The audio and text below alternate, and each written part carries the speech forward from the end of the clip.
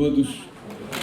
É um enorme prazer, uma grande alegria termos esse evento aqui hoje, iniciativa dos professores da casa, Fernando Schiller, Carlos Melo, que visa montar uma série de encontros com grandes líderes que fazem diferença aqui no Brasil, para inclusive inspirar a todos nós. E um desses grandes líderes está aqui hoje conosco, que é o presidente Fernando Henrique Cardoso, que deixou enorme saudade a todos nós quando, digamos, saiu do governo. Foi um período incrível na história do Brasil, um período em que o Brasil conseguiu atingir a estabilização macroeconômica depois de décadas de instabilidade. Foi um período onde muita coisa foi feita, se estabeleceu as bases para que o Brasil pudesse crescer de novo de forma equilibrada, sustentável.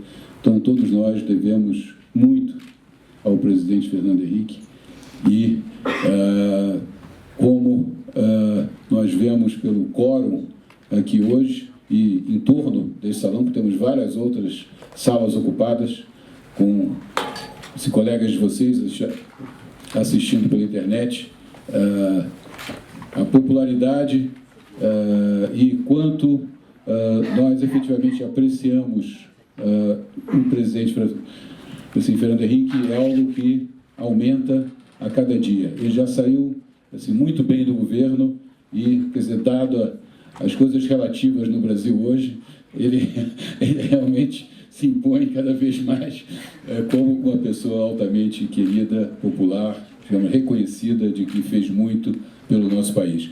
Então, para nós é um enorme prazer, uma grande honra tê-lo aqui conosco hoje. E eu passaria a palavra, então, para os professores para que toquem esse nosso programa. Muito obrigado a todos. Alô, boa noite a todos. É uma honra estar aqui ao lado do presidente Fernando Henrique. Dizer que a nossa preocupação aqui, presidente, há muito tempo, e um tema que eu pessoalmente persigo também há muito tempo, é a questão da liderança política, né? Na própria missão do INSPER, dessa instituição, está o desafio de formar líderes, não é? Não só líderes empresariais, mas líderes para o futuro, líderes para o setor público também, líderes para a própria política, mas essa é uma grande dificuldade, porque cada vez mais parece que essa moçada, parece que as novas gerações se afastam da política, né? Há nitidamente uma crise da política. Recentemente eu fiz uma entrevista com o senhor e nós constatamos que esse é um grande tema, que é o tema da liderança política. Então, eu quero abrir a nossa conversa para que o senhor refletisse sobre o que é a liderança política no mundo moderno, não é? O que é a liderança política, para usar a expressão do Moisés Naim, com a crise do poder, com o fim do poder. Como o senhor vê essa questão e, a partir daí, a gente avança por esse caminho?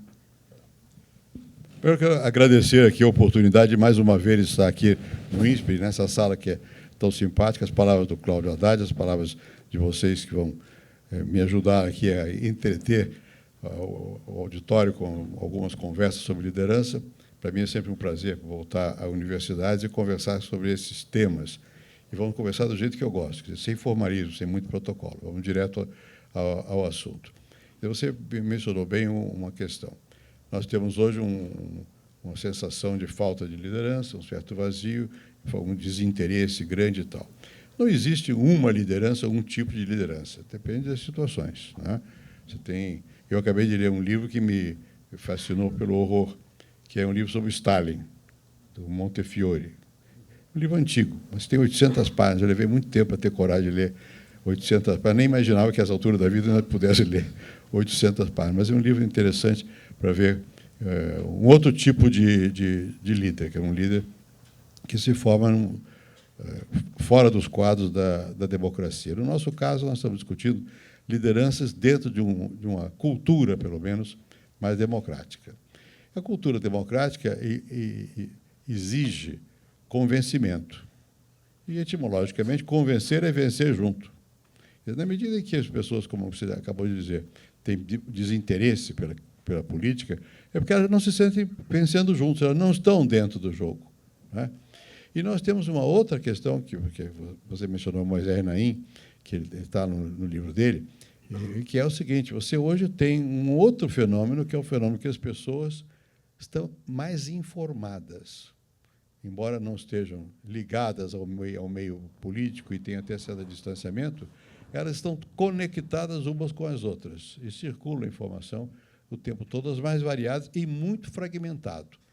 Você tem poucos quadros de referência e tem muita informação, e você tem esse fenômeno que é um ator novo, um personagem novo na política, que não está bem ainda compreendido, que é a capacidade que as pessoas têm de, sem sair de casa, estarem ligadas ao assunto. E, de vez em quando, saem de casa.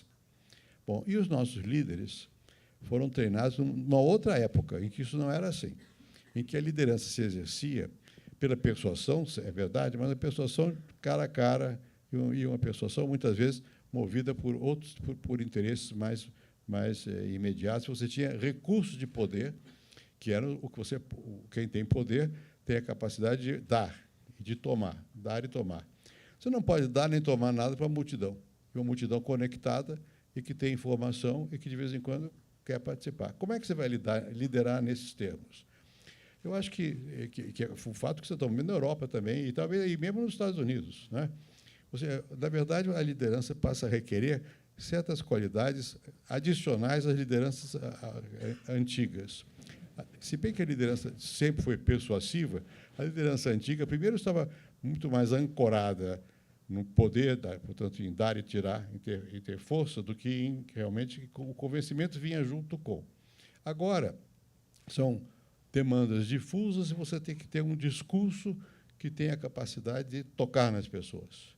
Requer uma liderança de estilo moral, o que é novo, porque nós fomos nos habituando a perder o sentido da liderança com base moral. Passamos a ter uma liderança com base no dá cá, toma lá. Então, que a democracia mesmo implica num dá cá e toma lá de partidos, etc., etc.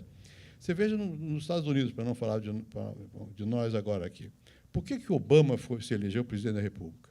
Eu, por acaso, estava nos Estados Unidos nessa época que havia disputa. Eu achava que a Hillary tinha mais chance do que o Obama.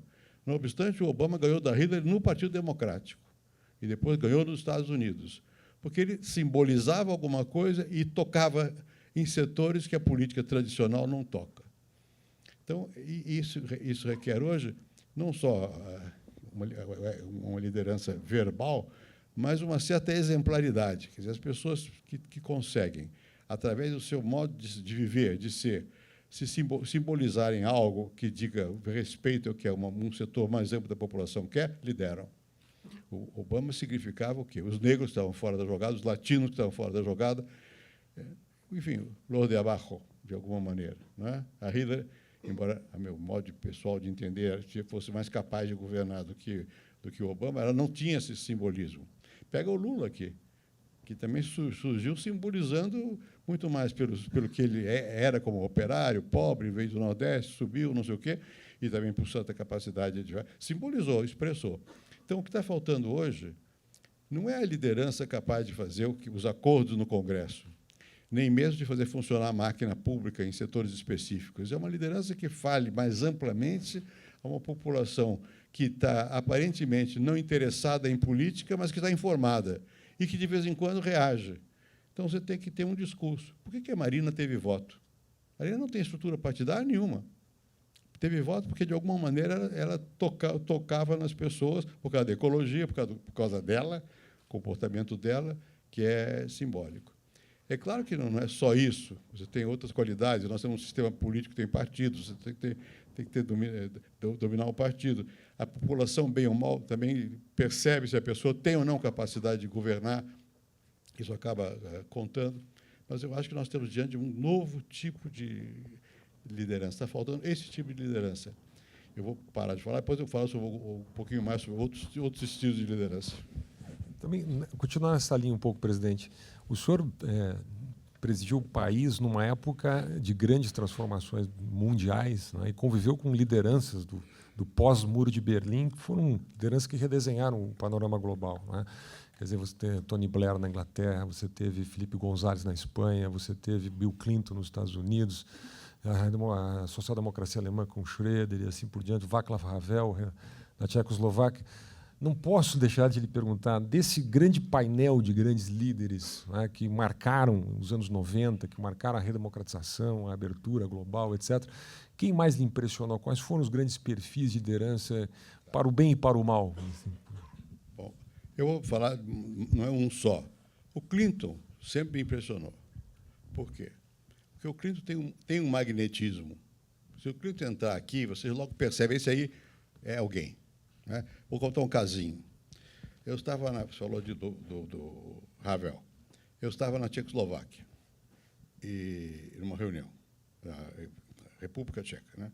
Numa reunião, em Praga. E, na reunião, o Clinton me mandou um bilhetinho. Se eu queria ir à noite a uma coisa de jazz.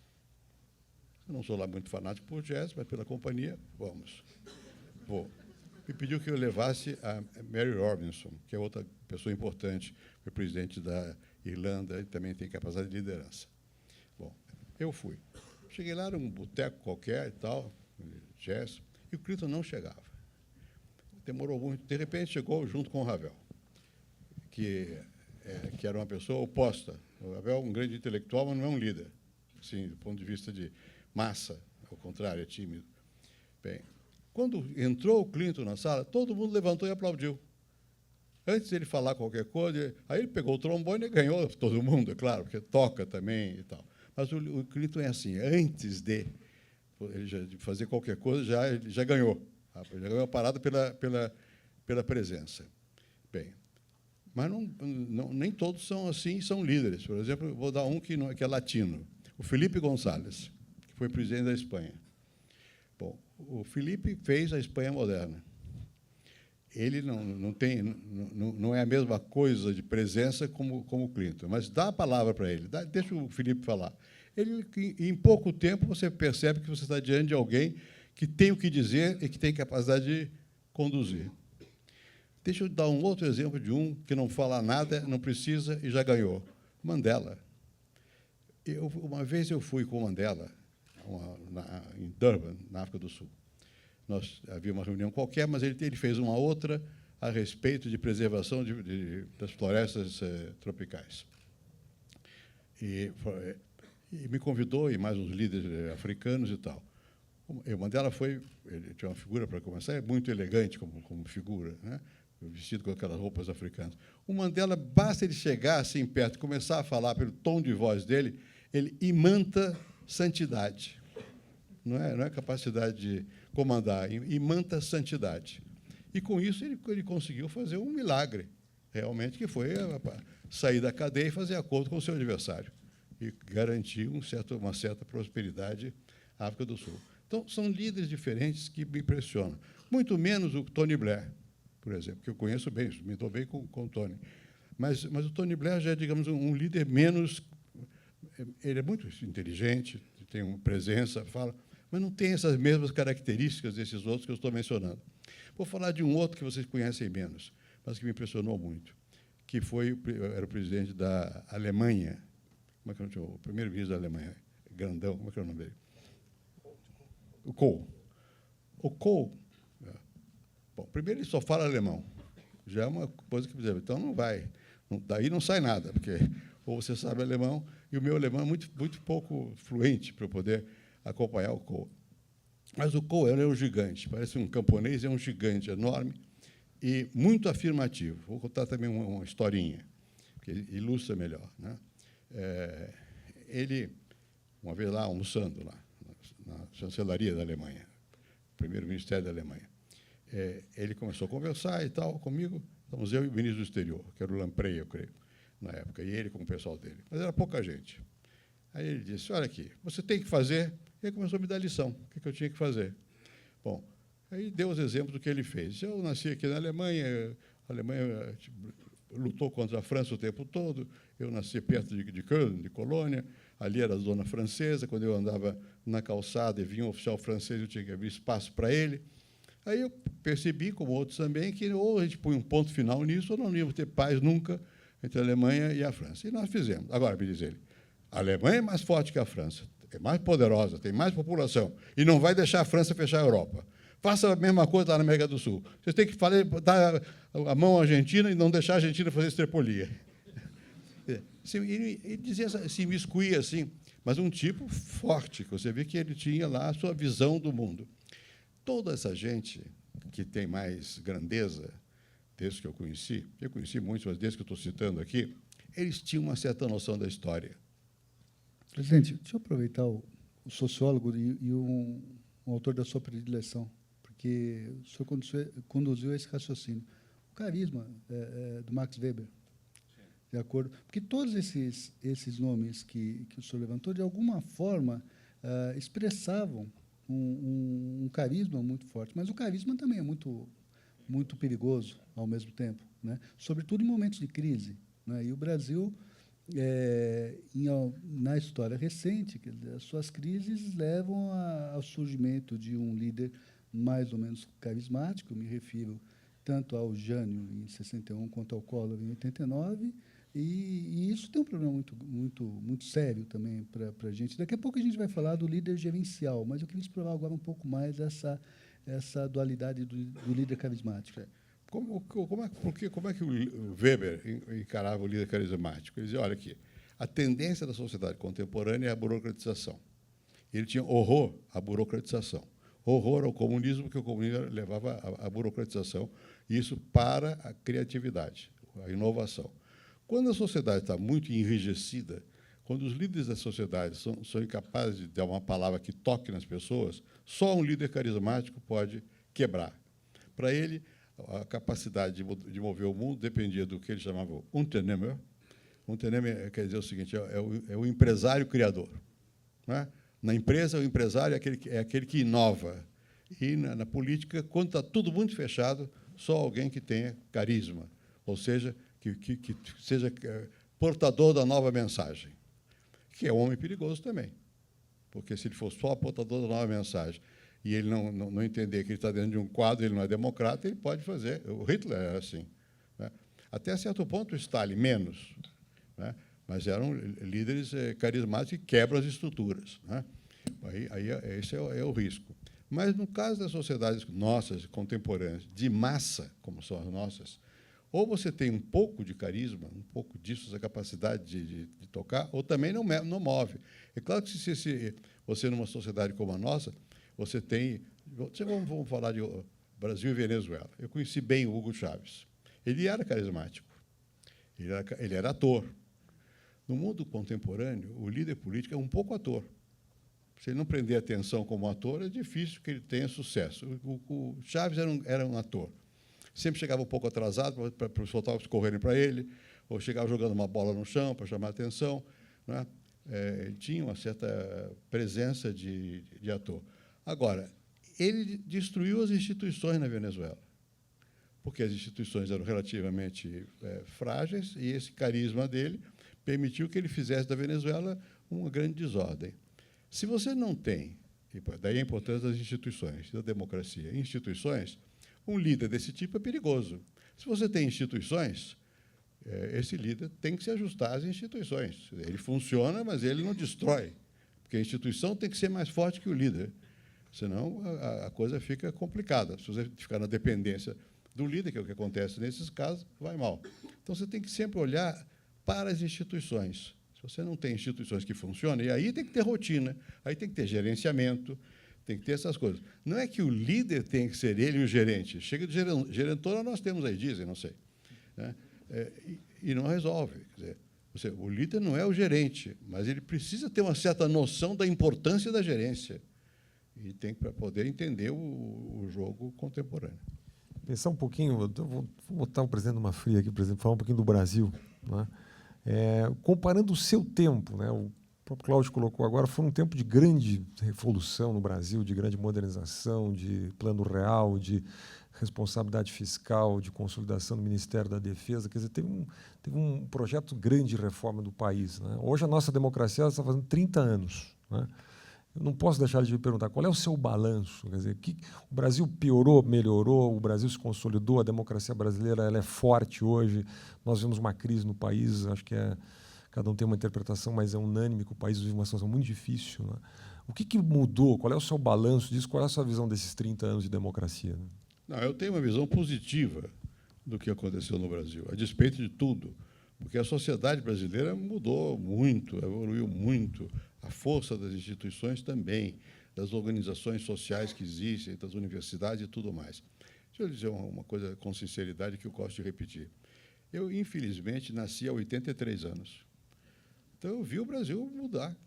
Eu não posso ter uma visão pessimista, porque o Brasil no qual eu nasci, e no qual eu fui adolescente e mesmo adulto, era um Brasil muito mais sem esperança do que o Brasil de hoje. Né? Nós tínhamos o choque, porque quando tínhamos alguma consciência, por causa da pobreza, que era enorme. Mas nós não tínhamos meios para acabar com ela. Não tinha que acumular muita riqueza ainda para poder enfrentar com alguma chance de êxito. Né? Eu assisti quantas vezes a democracia sumir no Brasil. Quantas não digo, mas assisti no Getúlio, que eu me lembro, quando eu nasci, Getúlio já era presidente, ele ainda constitucional, 31. Logo depois ele passou a ser ditador, em 37, ditadura. Eu me lembro perfeitamente de uma solenidade que eu vi quando menino, de queimar as bandeiras dos estados na Praça Roosevelt do Rio de Janeiro, porque era para poder unificar o Brasil. Eu era menino, ia para lá cantar canto orfeônico com o Villa-Lobos regendo no Dia da Raça. Coisa tremenda, Dia da Raça, quer dizer, uma coisa meio nazista. Né? Bom, e vimos o que era a ditadura do Getúlio. Sabia-se de tortura, de não sei o quê e tal. Viu o que aconteceu depois, nos anos 68, 69, 70, 71. Quer dizer, você hoje, o grau de liberdade a que nós chegamos é muito grande. É muito grande. Você não tem uma coisa simples. Nós não temos medo político, eu digo, politicamente. Não era assim. Não era assim? Eu tinha medo. Porque, em certos momentos do regime autoritário, toca a campainha à noite em casa, você não sabe o que é. Pode ser qualquer coisa. Tem gente que some. Tem gente que você conhece, some. Né? Isso, de alguma maneira, parece que está dissipado. A vida do Brasil, depois depois da Guerra do Paraguai, na verdade, o grande partido nacional era o Exército. E a toda hora interferia. Hoje você não sabe o nome dos comandantes militares. Não sabe o nome do comandante-geral do Exército. Eu, por acaso, sei de um, que é o comandante-geral. Mas você não sabe mais os nomes. Não é? Isso não era assim. Você viu, os jornais discutiam o tempo todo a posição, não sei o quê, é como se fosse aquela coisa soviética do mausoléu do Lenin, quem é que está lá, quem é o comando do Politburo. Nós vivíamos em torno disso, da presença fantasmagórica e real de militar. Acabou isso aí. Não é? Você, de toda maneira, tem uma liberdade de imprensa enorme. Eu sei que tem gente que fica, de vez em quando, os próprios setores do governo querem segurar, mas não conseguem segurar. Você tem uma multiplicação de escolas, que é uma coisa extraordinária. Não é? Enfim, tudo, eu acho que no Brasil avançou. Não é? A própria economia, quer dizer, bem ou mal, nós demos um salto enorme no Brasil. Nós estamos numa crise nesse momento, todo mundo sabe disso, mas eu não sou pessimista com relação a que o país não tenha potencial e que não tenha capacidade de retomar mais adiante o seu caminho e tal. Eu acho que a resposta é afirmativa, de que nós avançamos. Presidente, colocar aqui uma saia justa, a afirmação é minha. Né? Eu acho que cada um, ao seu modo e guardadas as devidas proporções, talvez infelizmente para o Brasil, talvez os últimos dois grandes líderes do Brasil são o senhor e o ex-presidente Lula. Né? Se a gente olhar hoje, tanto para o governo, se olhar para o Congresso Nacional, se olhar para a vida política do país, quer dizer, é desolador, né, para quem acompanhou a política nos últimos 30, 40 anos. Quer dizer, quando a gente olhava para o Congresso, nós víamos o senhor, víamos o doutor Ulisses, víamos Mário Covas, víamos Montoro, Euclides Liscalco, que o senhor escreveu há pouco, Richa, enfim, Miguel Arraes, Leonel Brizola, até o Maluf, né, guardadas as proporções, mas havia liderança. Não é? E no passado também, quer dizer, mesmo entre 46 e 64, quer dizer, era extraordinário o número de lideranças que a gente colhia ali. Hoje não se tem isso, quer dizer, não se tem mais alto clero porque tudo virou baixo clero. Eu sei que é difícil responder isso, mas será que é só a questão da transformação, das revoluções lá que o Naim se refere, ou, de certa forma, a gente construiu também uma visão de que a política não resolve, é o técnico, é o gerente, é a tecnocracia que vai resolver. E, nesse sentido, eu quero dizer que eu me refiro, de certa forma, àquilo que o Weber fala em parlamentarismo e governo numa Alemanha reconstruída, que ele chama do legado do Bismarck, que era o legado de burocratas, e aí ele sinalizava para o risco do líder carismático. Queria que o senhor... Eu acho o seguinte, isso é inegável, não é só olhando o Congresso. Olha as igrejas. Quando eu fui presidente, tinha uma meia dúzia de cardeais que eu conhecia de nome, de estar com eles e de telefonar ou pedir que alguém falasse com eles, porque eles tinham peso. Hoje, você sabe, eventualmente, o nome do cardeal da sua diocese, e olhe lá. E olhe lá. Né? Você tinha, naquele tempo, Dom Eugênio Salles, Dom Helder. Dom Helder já estava menos visível. Dom Paulo Arnes, né? Dom Damasceno, Dom Lucas Neves, enfim, vários. Eu posso citar vários nomes de coisas. Bom, isso não tem. Você tinha, na OAB, a disputa pela presidência da OAB era uma coisa de ressonância nacional. A UNE, o último livro que o Serra publicou, que, aliás, é interessante, chama-se 50 anos essa noite, o Serra descreve bem o que aconteceu naquele período, muito objetivamente. Ele era presidente da UNE, fazia discurso ao lado do presidente da República, e discutia com Jango. Ele era presidente da UNE. Bom, então, você tinha uma opção de coisas assim. Então, por que não hoje? Mesmo nos empresários. Eu me lembro bem de uma época, quando nós estávamos terminando o período autoritário, que um jornal que já não existe, a Gazeta Mercantil, criou uma eleição dos 10 líderes nacionais. E, ao criar a eleição, criou os líderes, que ficaram conhecidos. Antônio Hermílio, Olavo Setúbal, Jorge Gerdau, e por aí vai. Né? E eles entrevistavam essas pessoas, forçaram a existência de uma voz empresarial. Bom, por que não hoje? Eu acho que isso tem a ver, sociologicamente falando, também com a democratização, o que é positivo. Se você for olhar o Congresso do meu tempo, para não falar do meu pai, que foi deputado também, mas no meu tempo, era um congresso onde você tinha... Vou dar um casinho. Eu tenho um grande amigo lá nos Estados Unidos, chama-se Alfred Stepan, que, aliás, é especialista dos militares e tal.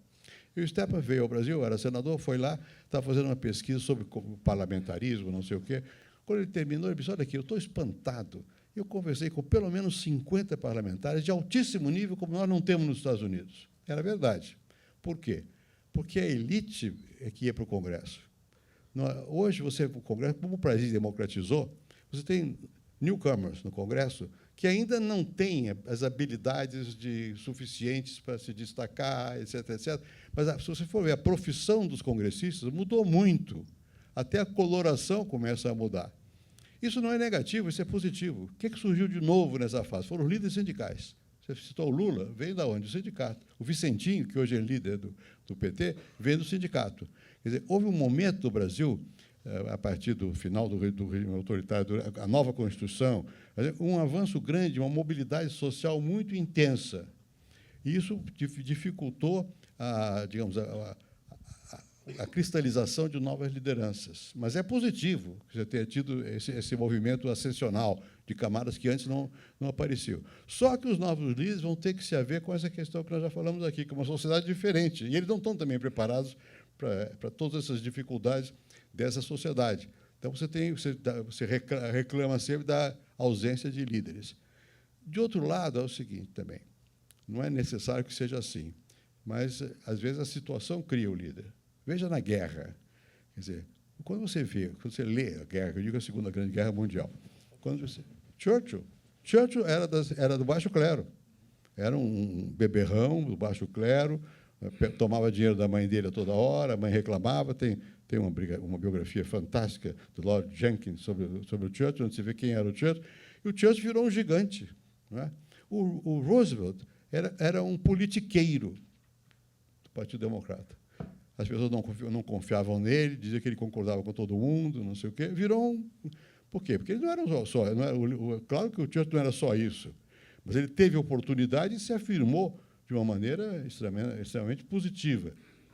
É diferente na questão do lado socialista, comunista, porque aí são outras características que levam à liderança. Mas esses se fizeram. Então, eu não sou desesperançado no sentido que se crie novos. Só que hoje a sociedade talvez requeira, ela é mais autorregulável, talvez ela requeira menos líderes tão... Alguns vai ter que ter. Você, para poder falar ao país, tem que ter alguém que tenha um pouco mais de ascensão moral sobre os demais. Mas você vai precisar ter de muita gente competente em suas esferas.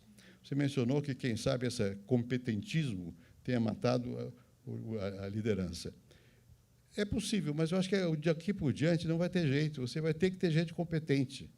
E você vai ter que, de alguma maneira, conciliar esse vazio, a necessidade, portanto, da existência de personalidades fortes com a sua compreensão da importância do gerentismo. Porque você não consegue fazer funcionar uma sociedade moderna sem ter gente especificamente competente. Diga-se de passagem, quando você olha com isenção, e já o tempo permite já isso, o que os russos, os soviéticos fizeram é extraordinário, com meios horrorosos, mas criaram um país, criaram uma indústria, competiram com os Estados Unidos. E não foi só porque tinham violência, mas tiveram competência também, né? Então, nós temos que ver que aqui essa questão da falta de liderança e a presença do competentismo não pode ser substituído com agora sim vamos ter líderes e não competentismo. Vai ter que um misto disso. Presidente, um ping-pong aqui para a gente fazer algumas... Porque o senhor comandou um enorme e bem-sucedido processo de privatizações na economia brasileira, né, que hoje garante modernidade, desenvolvimento, etc. Por que ainda há preconceito no Brasil contra a abertura de mercado, privatização? Por que esse é um tabu no Brasil ainda? O que acontece com a cultura brasileira, que um tema que é tão consensual no mundo inteiro, ou que muitos países avançaram tanto, e nós ainda temos esta trava, vamos dizer assim, para fazer o que o Mário Covas falou lá em 89, dar um choque de capitalismo no Brasil? Olha, é o seguinte, a nossa cultura... Eu remei contra a maré. A verdade é que eu remei contra a maré conscientemente disso. Porque a cultura brasileira, ibérica, basta ler Os Donos do Poder, do Fausto, para ver o que é. É a cultura do Estado, compadrio, filhotismo. Né? Essa é a nossa cultura. A cultura brasileira não é democrática. A cultura. Não são só as instituições são democráticas. Então, cada vez mais, a cultura está mais atrasada do que as instituições. Bom, não obstante, você sempre tem uma luta no campo cultural. Antes de eu chegar ao governo, a discussão sobre privatização era muito grande. Vou lembrar o nome de uma pessoa com quem eu briguei muito, mas que é um nome respeitável, Roberto Campos. O Roberto Campos, o tempo todo, ele fazia panfletos para mostrar que era necessário privatizar, não sei o que e tal. Deixa eu dizer uma coisa, pessoal. Eu era contrário, não quando fui presidente, mas antes, à quebra do monopólio. Meu pai era general do petróleo, e eu fui secretário do Centro de Estudos de Defesa do Petróleo, aqui em São Paulo. Nós éramos pelo petróleo é nosso. Naquela época, a visão era essa, e você tinha que criar condições, não havia a propensão de investimento, não era globalizada a economia, e quem queria criar o desenvolvimento, o Estado teve que entrar. O Getúlio não queria, no começo, a Petrobras estatal. Ele foi virado na Câmara. Foi a UDN quem fez, o Gabriel Passos, quem fez a virada. Bem, então, eu vi em mim mesmo como é que a cabeça das pessoas mudam. Petróleo ainda vai lá. Vale do Rio Doce. Bom, nós privatizamos. No começo, eu tinha dúvidas. Eu tinha dúvidas sobre a coisa. Por quê? Porque você não foi... Eu fui criado noutra cultura. Só que a cultura em que eu fui criado permanece aí. Então, alguns que pensam que são muito progressistas são muito regressistas. Querem voltar a essa cultura e não se deram conta desse fenômeno que hoje é banal, que é a globalização, que mudou tudo. A grande luta que eu tive como presidente da República, e, ao mesmo tempo, sendo uma pessoa que tem formação acadêmica, professor de universidade e tal, é tentar mostrar a essa gente, olha, o mundo mudou, não adianta ficar pensando, vocês estão pensando de uma maneira que não tem mais vigência. Não é porque você está traindo os seus valores, é porque o mundo mudou e os valores são outros. Ou você entende isso, ou você fica para trás. Então, o que que aconteceu nessa questão é que, naquela época, foi possível, depois de muita discussão, pode ver as pesquisas da época, a maioria da população apoiava eu chamei a flexibilização do monopólio da Petrobras, né? A população apoiava o fato, né? Apesar de que o pessoal do PT era contra, não só do PT, dentro do meu partido, no partido dos antigos da Arena, antigo Arena, eu tive que escrever uma carta ao Senado, dirigida ao Sarney, porque tinha lá um outro senador, que era lá da Paraíba, que deu um tiro na cabeça do governador e não conseguiu matar.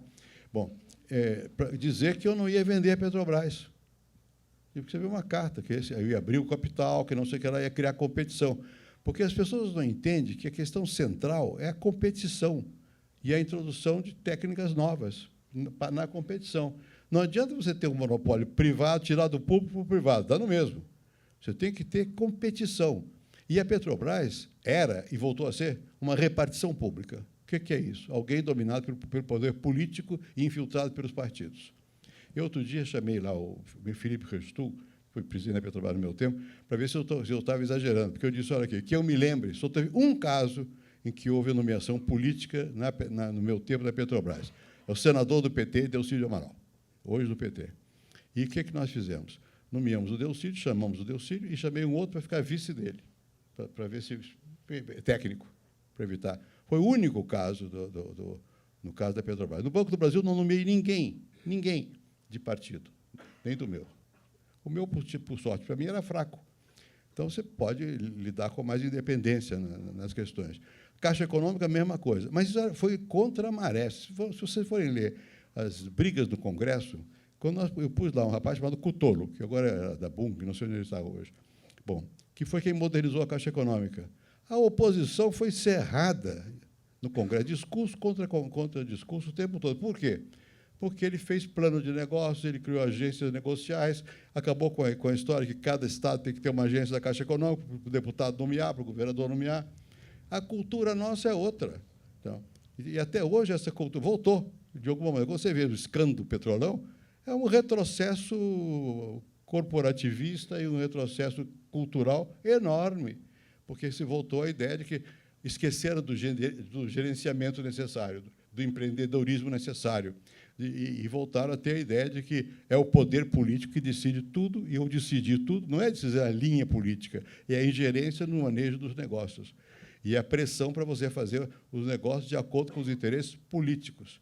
Eu me lembro perfeitamente, no tempo meu lá, da Petrobras, o governador do Ceará, meu fraterno amigo e senador Tasso Gereissati, o governador de Pernambuco, foram dois no meu tempo, que eu me lembro, o Jarbas Vasconcelos e o Miguel Arraes, com os quais eu me dava muito bem.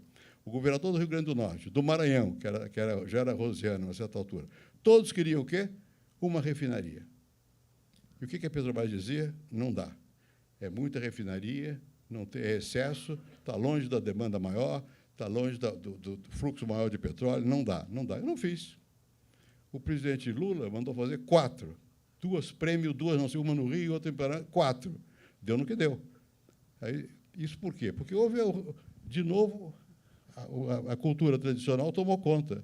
Não é? Vamos fazer porque a vontade política é que prevalece. Não entenderam que a vontade política, quando ela vai contra os interesses do mercado, ela quebra as empresas ou ela fica ineficiente. Quando ela é competente, tem força, ela obriga a fazer e dá no que deu.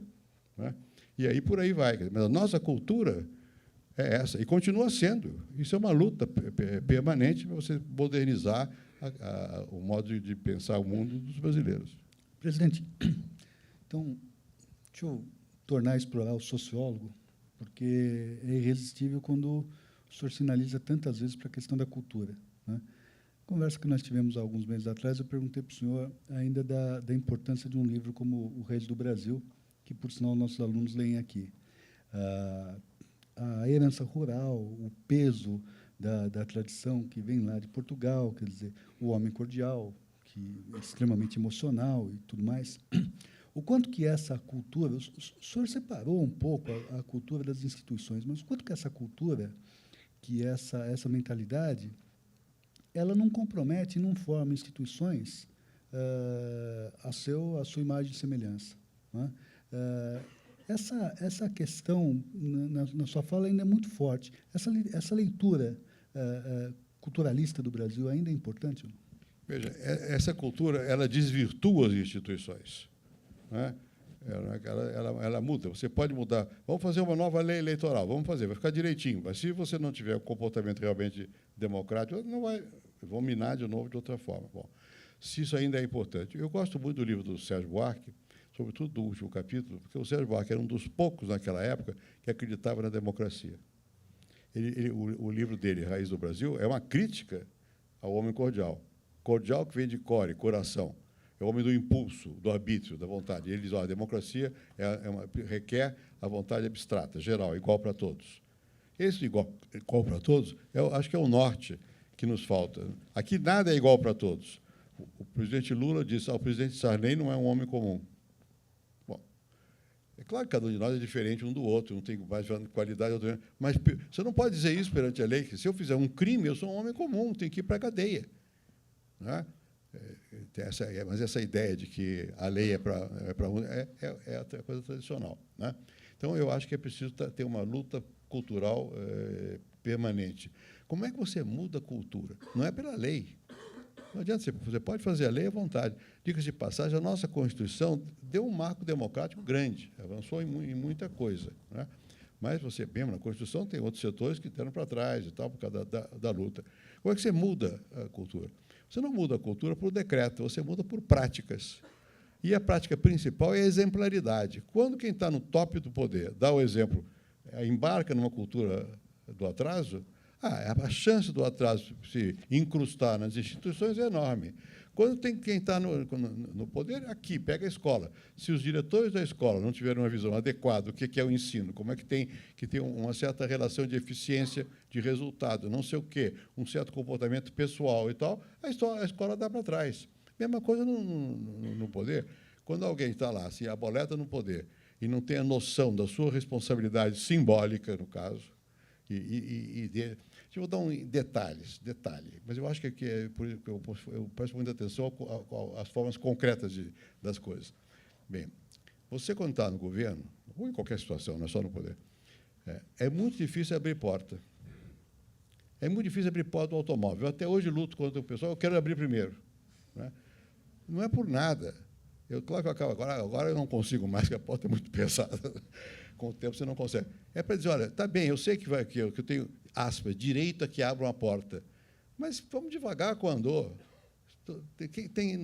No cotidiano você tem que ter um certo tipo de comportamento. Desculpe falar um pouco pessoalmente. Eu deixei a presidência da República, vim a São Paulo, no avião presidencial, com a minha mulher, a Ruth. Chegamos aqui, trocamos de roupa na base aérea, tomamos um avião comercial e fomos para a Europa. E eu disse, eu fui pagando, e eu fui sem nenhum ajudante, nenhum, nem assistente, nem, como chama, segurança, nada.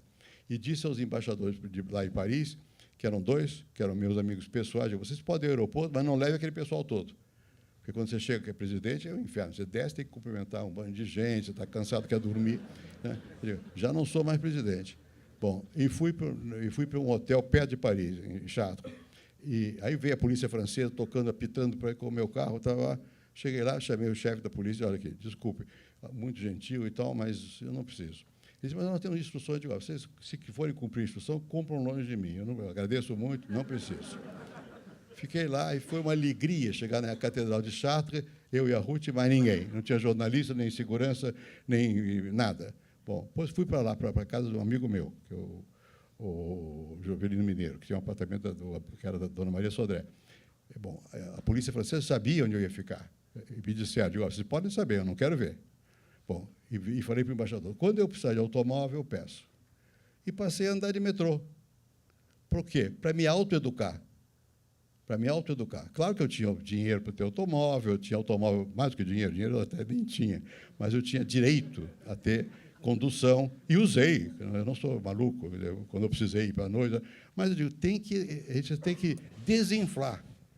Você é muito poderoso, desinfla, porque senão você fica um ser desagradável. Então, Então, essas coisas fazem parte do comportamento, da cultura. Se você é democrata, você tem que ser democrata. Não pode ser só no verbo. Você tem que ter. E não é fácil. Não é fácil para mim, porque eu não fui criado dessa maneira democrática. Então, não é fácil para nenhum de nós. Isso é um esforço que a gente faz de se reconstruir, se você realmente acha que a igualdade é um valor, que o ser humano vale por si, e pelo esforço que faz, né? Não simplesmente pela sua posição herdada ou mesmo conquistada. Mesmo que você conquiste, você conquistou, você foi presidente, né? Ah, eu tive não sei quantos milhões de votos. Naquele dia, hoje você não tem mais voto nenhum. Você tem que voltar a lutar. Então, eu acho que essas coisas são culturais e são importantes. Podemos abrir um pouquinho para...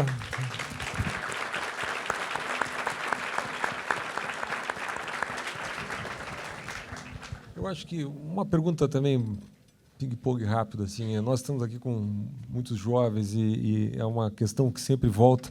O senhor liderou uma polêmica enorme no país nos últimos anos, que é no tema do combate às drogas, né? E o senhor lançou literalmente uma polêmica, né, ao defender uma posição que um caminho seria a liberação de drogas leves para que a gente pudesse, de alguma maneira, criar uma legalidade assim por diante. Por que essa posição? Como foi essa posição? Como foi esse debate, presidente? E queria lhe acrescentar uma pergunta rápida. Qual é, na sua visão, na minha visão, o senhor inaugurou o conceito de ex-presidente, né? Qual é o papel de um ex-presidente na democracia? Vamos começar pelas drogas. Primeiro, deixa eu fazer um esclarecimento. Eu, pessoalmente, nunca provei droga nenhuma e tenho horror à droga, né? E sou quase uma careta, digamos assim. Agora, quando você vai analisar a situação, você vê o seguinte. Primeiro, no Brasil, o acesso à droga é livre, só que é na mão do bandido. Essa que é a verdade. A classe média tem acesso à droga na mão do bandido, né? Droga de qualidade lamentável e tal, e te força, leva a pessoa a isso. Segundo, você vai nas cadeias, eu tive nas cadeias aqui, nos Estados Unidos, lá em Portugal, fui ver a realidade, como é que era das cadeias.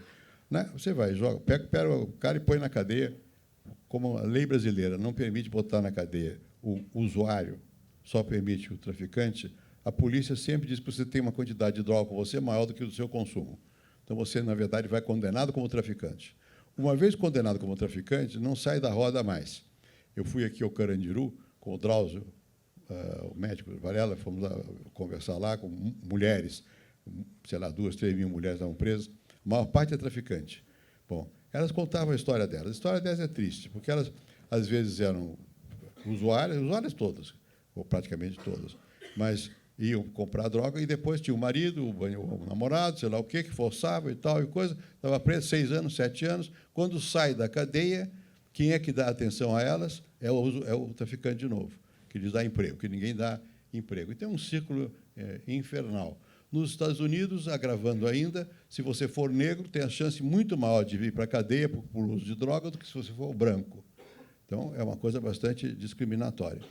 As cadeias entupidas de gente. Entrou na cadeia, só aprende mais crime, né? Bom, então, o que fazer com essa? Não é uma coisa simples o que fazer. Você não pode dar uma receita. Eu fui a Portugal e fiquei surpreso. O ministro da Saúde de Portugal me disse, olha, aqui nós resolvemos considerar como não crime o uso de qualquer droga. Eu digo, mas mesmo as drogas pesadas? Ele disse, esse conceito de droga pesada é enganoso, porque maconha toda hora faz tanto mal quanto cocaína de vez em quando. Os dois fazem mal. Todas as drogas fazem mal. Agora, o vinho também faz mal, o álcool também faz mal. E depende de como é que você usa. Não estou propondo, não. Mas se você fumar de vez em quando, não é grave. Se você fumar todo dia, se você acordar de manhã e me dar uma cachaça, tem que ir para o hospital. Está ruim também, não é? Quer dizer, então, isso não pode ser, não se trata de proibir ou liberar. Não é liberar, é regular. Em que condições você aceita? Como é que faz? Isso varia de circunstância, porque, no caso nosso, tem um agravante que é a violência, que não existe em Portugal da mesma maneira que tem aqui. Então, não é só a droga, tão violento, tão dramático quanto a droga é a arma, e o uso que faz da arma. E juntando a droga, o bandido e mais a arma, é um inferno. No Rio, eles tentaram mudar a política, as UPPs. A UPP não tinha como objetivo prender o traficante, era expulsá-lo de lá. E nem era o objetivo de proibir o uso da droga ali, era de transformar aquilo num ponto de droga. E aí é por isso que dá a briga. A briga se dá pelo controle territorial. Cada um quer ter o controle das bocas, como no México, como aqui, como toda parte. E isso o Estado não pode aceitar. O Estado não pode aceitar que uma parte do território seja controlado pelo bandido. Então, quando você diz, bom, tem que regular, pode liberar o uso da maconha em certas condições, etc., etc., não quer dizer que você não tem que dar o combate ao tráfico, e à arma, e ao bandido. Não? É muito complicado. Hoje em dia, quando eu comecei a mexer nesse assunto, eu digo, agora estou perdido, porque vão dizer que eu sou maconheiro. Tá bom. Já o Jânio tinha dito isso numa campanha, eu não sabia nem o que era maconha. Bom, mas não aconteceu isso, que me surpreendeu. Me surpreendeu que eu não tivesse sido mais agredido por entrar num terreno discutir, e por dizer com certa franqueza. Depois começamos a conversar. Hoje eu sou presidente da Comissão Global que trata de políticas de droga. Quem são meus companheiros? Entre outros, Kofi Annan é meu companheiro. O Ernesto Zedilli foi presidente do México. Agora morreu, Carlos Fuentes, mas era membro também da comissão. Com Vargas Llosa. Mas, além disso, foi presidente do FED nos Estados Unidos, como é que se chama? O Volcker. Ele é ativo membro da comissão. Eles são pessoas, enfim, que estão... Aí eu passo para o segundo tema. Exercendo um pouco a função de ex. Não é? O Volcker, que foi presidente do FED um tempo importante e tal, ele é uma pessoa que já tem o seu lugar na história, bom ou mal está lá. Ele não está preocupado com ele. Não é? Eu acho que um ex-presidente devia ousar em certos temas e não se meter em outros. Quer dizer, você não pode ficar o tempo todo com a obsessão de voltar a ser presidente, ou voltar a disputar com os outros. Né? E você tem a obrigação de dizer o que você pensa, e dizer descompromissadamente. Quer dizer, não estou dizendo porque quero tal coisa, estou dizendo porque penso que é assim, posso estar errado, mas você tem uma liberdade enorme que, para ser exercida, requer que você não fique ambicionando voltar a ser o que já foi. Porque, se você quiser voltar a ser o que você já foi, você vai competir. E quem compete perde a capacidade de ser ouvido, de falar. Então, eu digo, bom, nessa coisa de droga, não por acaso, são os ex-presidentes. O Clinton também faz parte dessa coisa da luta para... O Carter também, todos eles pensam a mesma coisa. Aí tem o seguinte problema, que vive me colocando. Mas o senhor, quando era presidente, eu acreditava que era possível erradicar a maconha. Eu acreditava. O exército, mandei o exército queimar a árvore de maconha lá. Queima, no ano seguinte está de novo, porque é uma lei do mercado. Ou você diminui o consumo, ou você não segura a produção. Então, ou você faz campanha de educação, de limitar, baixar o consumo. Você fez com cigarro isso. O cigarro caiu. Por que não faz com droga? Não se faz. Você gasta o dinheiro na repressão e não na educação, não em preparar a população para entender os riscos. E as pessoas correm o risco se quiserem. Eu estive na Holanda. A Holanda tem uma visão protestante e tal, calvinista. Eles acham que a responsabilidade é pessoal. É dramático. O Estado não quer se meter nem na educação, porque cada um tem que tomar a sua decisão por si mesmo. É verdade que já tem um alto nível. Então, eu acho que essas coisas têm que ser passíveis de uma abordagem que requer a presença de figuras que não são, digamos, não podem ser acusadas de estarem nisso porque têm interesse, que tenham autonomia suficiente para poder dizer o que pensam e abrir o debate. Né? Como é que vai resolver? Eu também não sei, mas eu acho que nós temos que discutir em conjunto o que fazer. A propósito do debate, presidente, o senhor não acha que, nesse tema, em outros temas igualmente polêmicos, a questão da união homoafetiva, a questão do aborto, enfim, todas essas questões bastante controversas, não houve um retrocesso no Brasil nos últimos anos? Na qualidade do debate? Não perdeu a racionalidade? Não adquiriu um ranço ideológico? É provável que sim. É provável que sim, porque passou a ser...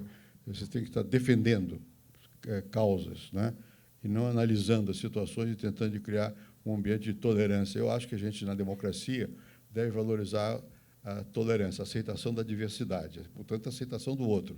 Mas daí é você proclamar o diverso como melhor, ou como o caminho mais adequado, vai uma diferença. Houve no Brasil, em tudo, uma certa ideologização. Deixa eu pegar um tema que é menos controverso do que esse tema de aborto e droga e tal, que é a questão do racismo, né? Meus primeiros trabalhos como sociólogo foram sobre negro e sobre racismo, sobretudo no Rio Grande do Sul, no Paraná mesmo, Santa Catarina, não sei o que e tal. Bem, naquela época, nós tínhamos uma ideologia na cultura brasileira. O Brasil é uma democracia racial. Bom, o Estado defendia essa ideologia. Bom, eu fui fazer a pesquisa, outros também fizemos. E não é verdade. Tem discriminação, tem racismo e tal coisa. Então, tem que dizer que tem o racismo. Agora, de uns tempos para cá, e é curioso até você traçar como é que isso aconteceu, em grande parte foi a Fundação Ford, que queria combater o racismo e trouxe o modelo americano, e que é bem diferente do modelo brasileiro. Em que sentido? Não que aqui não haja racismo, mas lá o racismo, primeiro tinha uma afirmação legal, a segregação legal. Segundo, você vê, tem a questão do sangue. Se a avó é negra, você é negro. Aqui no Brasil é pela cara. Você pode ir branqueando, olha eu, vai branqueando. Você vai branqueando e tal. Não existe aquele mesmo tipo propriamente de raça. É um preconceito mais de cor. E mesmo isso depende. Se for moça e bonita, passa. Se for homem atlético, passa. É outra cultura.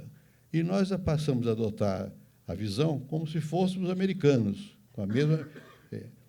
Enfim, e aí chegamos até as cotas, que é uma instituição que foi criada nos Estados Unidos, que lá foi muito criticada depois.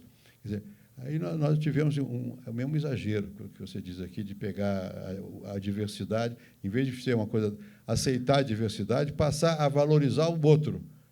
Aí depende. Você, para aceitar a diversidade, tem que partir de um outro pressuposto, que é o da igualdade. Você é diverso a mim, mas não é melhor que eu, porque é diverso. Aqui nós estamos querendo achar que os diversos são melhores. Aí tem que tomar cuidado. Vamos fazer uma abertura para a nossa plateia, Carlos, então? Presidente Cláudio, uma pergunta. Carolina, Sérgio, quer fazer uma pergunta aqui? Vamos. Mas agora temos uma pergunta. Cadê a Sara? Cadê a minha aluna Sara? Está aqui a Sara. Então a Sara vai fazer uma pergunta, Sara. Pode fazer, quer fazer com o microfone aqui? Vai ter o microfone. A Sara é do jornal do...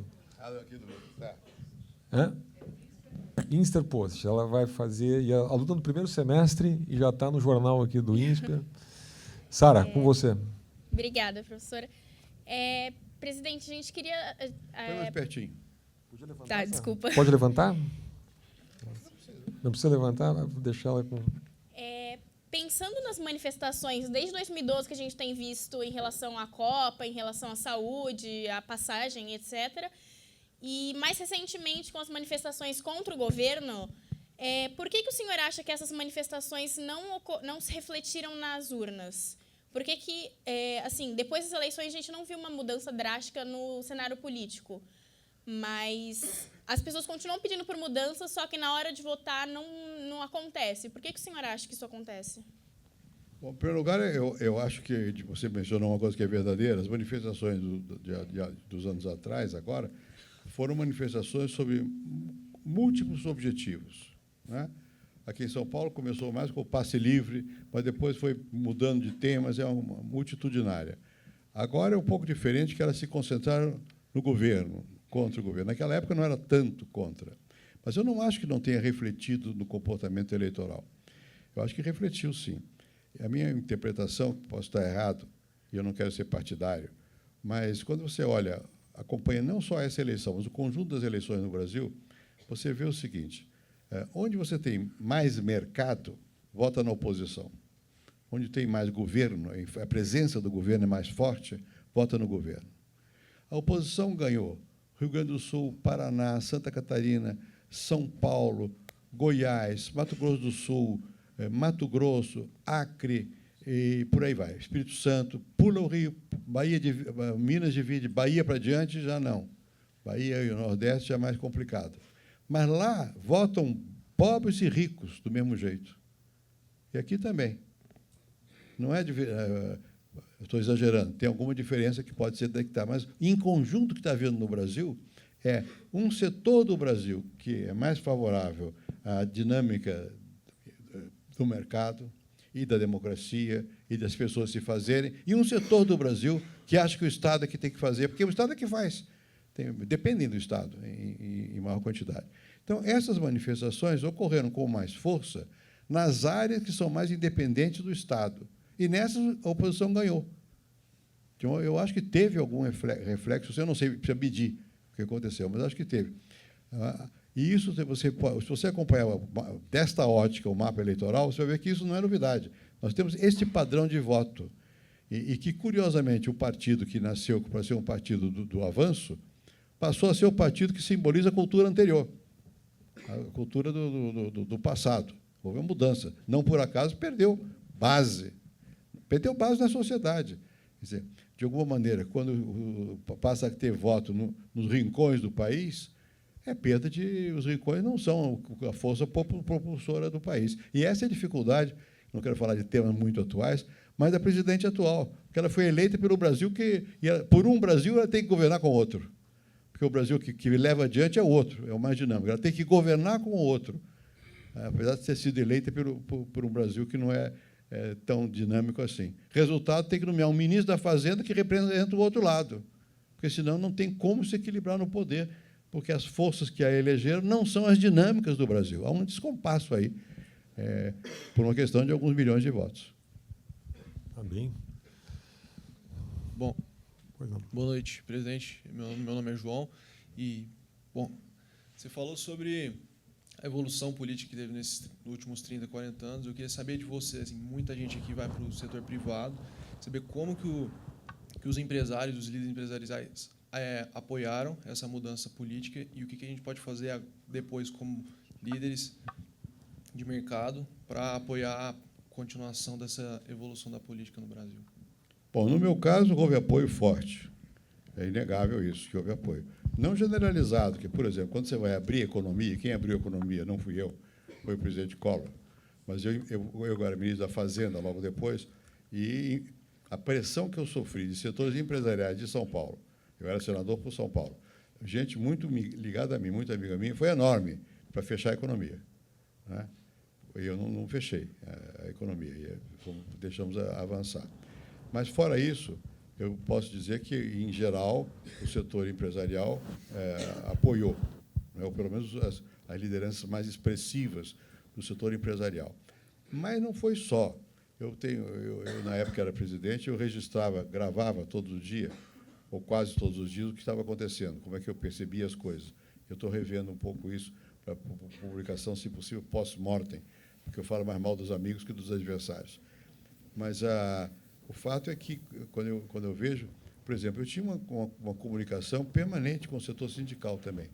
Eu nunca deixei fosse a meu favor ou fosse contra. Eu mencionei aqui com o setor eclesiástico também.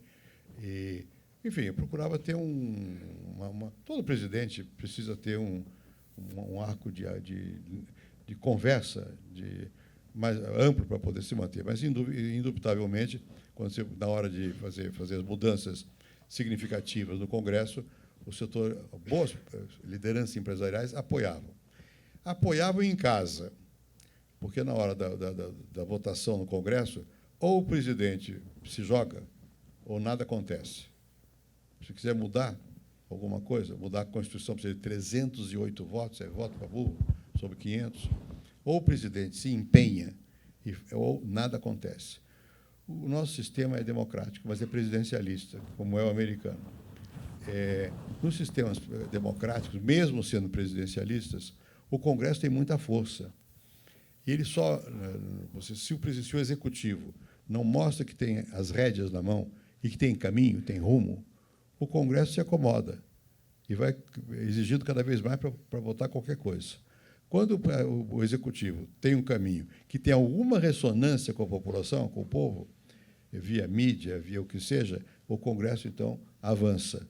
Mas, se você deixar... Quando o Congresso percebe que o executivo não está com a rédea na mão e não sabe para onde vai, o Congresso toma conta, mas, como ele não é executivo, ele não tem o que fazer para levar adiante, fica em impasse. Fica essa coisa meio morna, que nós já atravessamos vários períodos de calmaria, como no tempo antigo de Caravela. A gente entra em calmaria. Às vezes o mato está encapelado, não é nem calmaria, mas não tem vento. Então, isso é um risco muito grande que nós temos no Brasil, quando o executivo não entende que ele tem que formar a agenda, e, ao mesmo tempo, para formar a agenda e ela ser eficaz, ele precisa ter o Congresso. E você só tem o Congresso se tiver opinião pública. Porque o Congresso não reage... Bom, tem outros mecanismos, distribuição de benesses, né? Na verdade, é um misto entre o stick e a cenoura. É um misto. Mas tem que haver, no sistema presidencialismo, o motor propulsor é o executivo, não é o legislativo. Vocês têm mais alguma questão? Nós temos? Pois não? Presidente, o governo foi eleito nesse último ano pregando contra o ajuste fiscal, e agora a gente consegue, analisando nesses primeiros meses, que há uma crise política eminentemente no governo. Você analisa que essa crise com o Congresso, toda essa crise do governo, se dá apenas por uma questão econômica, por um erro de articulação do Congresso, ou isso vai além disso? Bom, nesse momento, nós temos um acúmulo de crises, né? Houve, digamos assim, um esgotamento do estilo econômico de governar. Essa que eles chamaram de nova matriz econômica era uma coisa muito simples. Mais crédito, sobretudo o público, e mais consumo. Estourou. Estourou. Você não tem mais crédito para dar, e você não houve a taxa de investimento, o Cláudio me dizia, de 15% do PIB, você não tem investimento, você...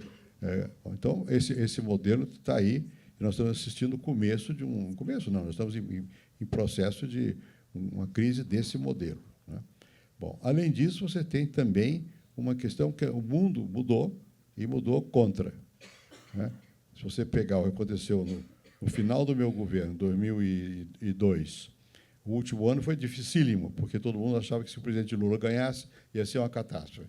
Então, a inflação subiu, não sei o que lá, foi preciso pedir dinheiro emprestado na FMI, não sei o que e tal. Veio 2003, o Palocci se elegeu, foi nomeado ministro, o Palocci entendeu a situação, viu que o que nós tínhamos feito era fundamental, tinha que ser mantido, manteve, e veio a maré positiva. Foi o boom das commodities, em 2004 e em diante. Aí houve uma grande expansão. Veio a crise de 2008, 2007, 2008. O governo entendeu que havia uma crise e tinha que fazer uma política anticíclica, o que era certo. Mas depois a crise foi esmaecendo e eles transformaram o anticiclismo em ciclismo. Resolveram pedalar. E começaram a pedalar, a fazer o que não pode, no orçamento, etc., etc. Foi indo. Bom, deu nisso. Então, você tem uma crise econômica real aí, um problema econômico grande, e você vai ter que reinventar em base ao quê vai ter um novo impulso econômico no Brasil. Qual é a área? Houve erros brutais na parte de energia, erros merecedores de prêmio Nobel ao contrário. E realmente a presidente Dilma é responsável direta, porque ela foi ministra da Energia, foi presidente do Conselho da Petrobras, pela crise da Petrobras, do etanol e das elétricas. É muita dose de crise, é muito forte. Isso afeta a produtividade, afeta tudo. E é um problema que está aí a ser resolvido. E tem uma questão política que é de liderança. Isso que nós falamos do Congresso e tal, aí é outro nível de problema. Em parte, reflete esse que eu mencionei antes, mais estrutural, que nós temos um Brasil dividido em termos de um Brasil mais dinâmico e um Brasil mais dependente do governo. Mas, em parte, tem um problema que tem a ver com a compreensão de que o Executivo tem que conversar com o Congresso, que o presidente Lula tinha. O presidente Dilma não tem essa compreensão. Então, isso é uma coisa mais específica, mais circunscrita. E você tem, pela primeira vez, depois de muito tempo, alguns elementos de crise de mal-estar social. Você já tinha um certo mal-estar genérico nas manifestações do ano passado, de 13, não de 14. Mas agora você tem um mal-estar mais específico, porque é gente que está começando a ficar desempregada, e as pessoas começam a sentir o custo de vida mais elevado, a taxa de juros é mais elevada, e desemprego.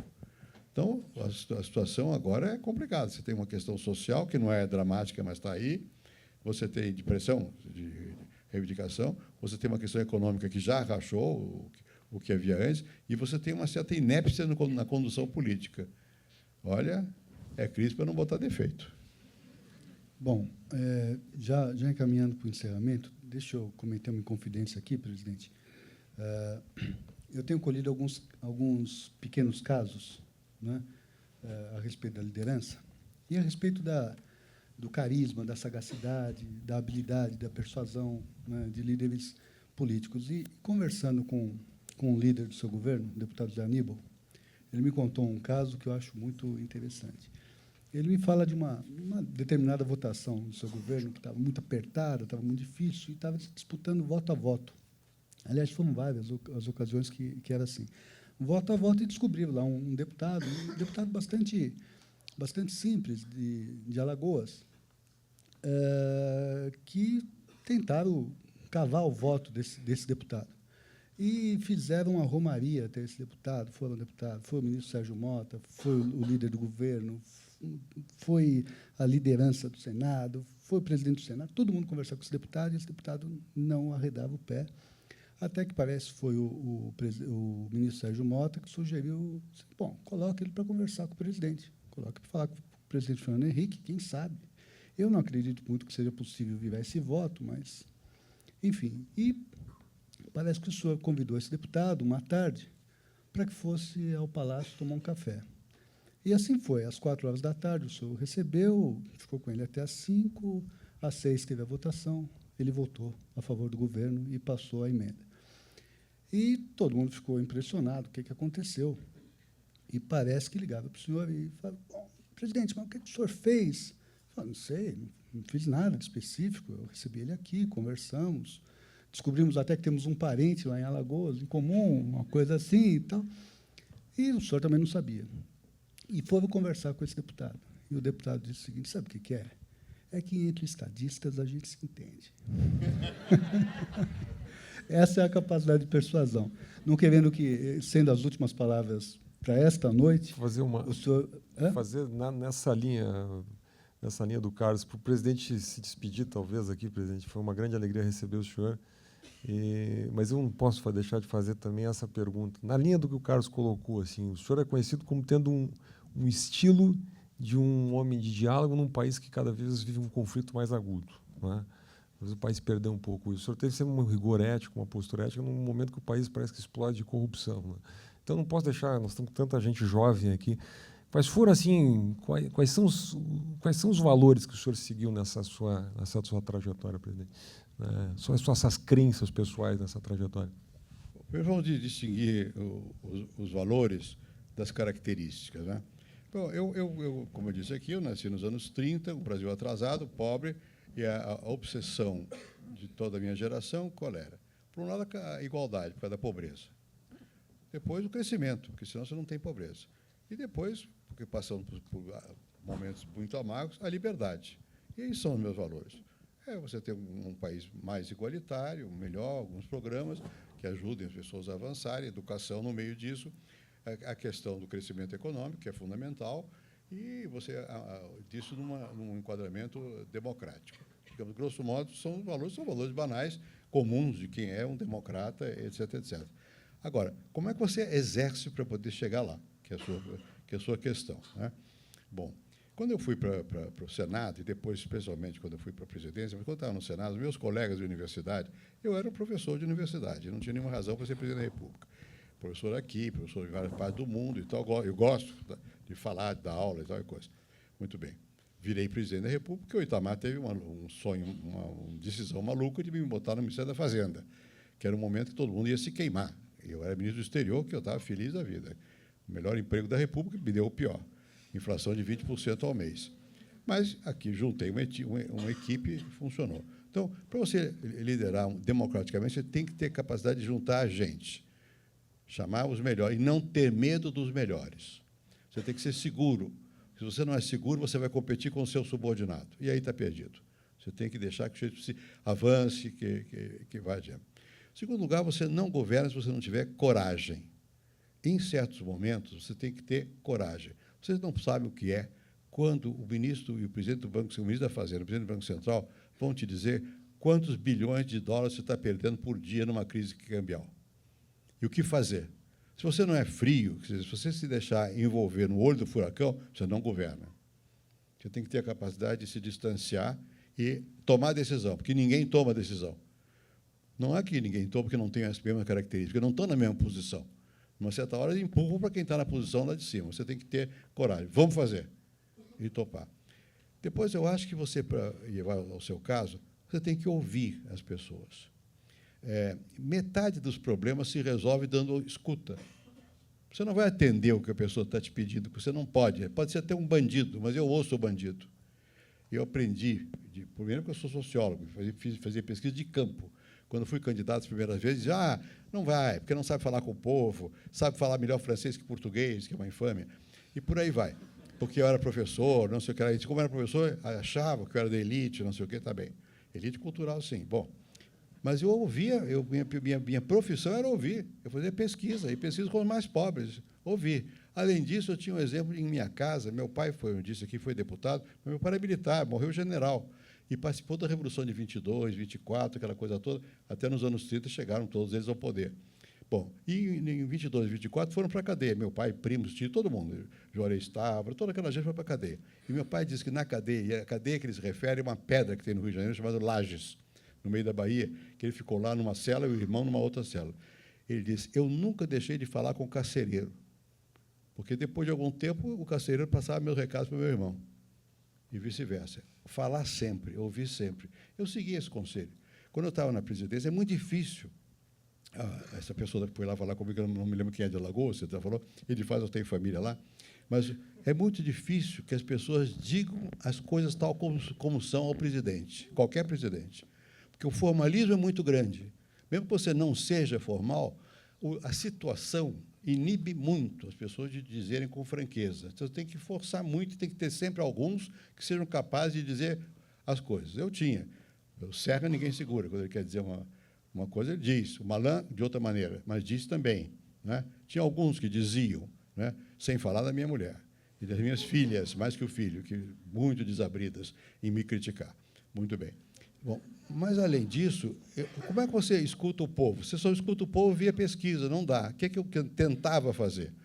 Com o que você pode conversar sendo presidente? Com o garçom, que te serve, com o motorista, quando o segurança não está ao lado, ou com o segurança, quando o motorista não está ao lado, para poder dar mais liberdade. Eu falava com o cara que cuidava da piscina, eu conversava longamente com ele, que ele estava lá há muitos anos e tal, conversava sempre com ele, para ver como é que estava, lá onde ele vivia, não sei o que lá. Com o cara que me fazia exercício, que vinha de um hospital qualquer lá. Quer dizer, você tem que procurar, de toda maneira, tem que ter curiosidade, tem que se abrir, tem que ouvir. Então, voltando às duas perguntas, isso que eu fiz com esse cidadão, porque eu sempre ouvia a pessoa. E eles, então, achavam que eu estava de acordo. Eu vi que o Roosevelt fazia isso também, eu só vi depois. Você deixa o outro falar, ele pensa que você está de acordo, às vezes você não está de acordo, você está examinando. Minha atitude pessoal não é de rechaçar o outro, vamos ver qual é a razão dele. Se der para eu ajudar, eu ajudo. Se não der, eu não ajudo. Ou para resolver o problema. Mas o fato de ouvir já dá um espaço enorme de você criar alguma coisa. Tem que ouvir, tem que ter coragem, em certos momentos, de dizer sim e de dizer não. Não é? E tem que ter também alguma imaginação. Para poder...